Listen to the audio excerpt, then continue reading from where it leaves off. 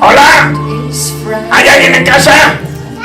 Vengo a cobrar el cristal o a llevarme todo lo que pueda. A ver.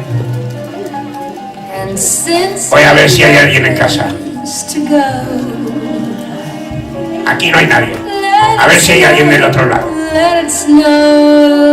Aquí tampoco hay nadie. ¡Caramba! ¿Y esto? ¿Regalos?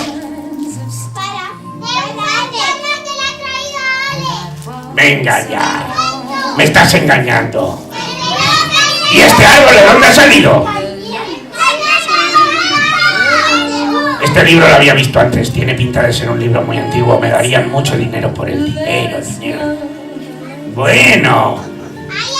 Así que Alex me había engañado, porque si tiene tantos regalos, tiene ese árbol, y eso es que Alex tiene dinero. ¡Dinero!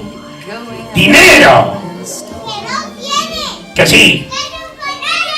Bueno, yo me voy a llevar este regalo como pago de la deuda. Me llevo el regalo como pago de la deuda, de lo que me deben.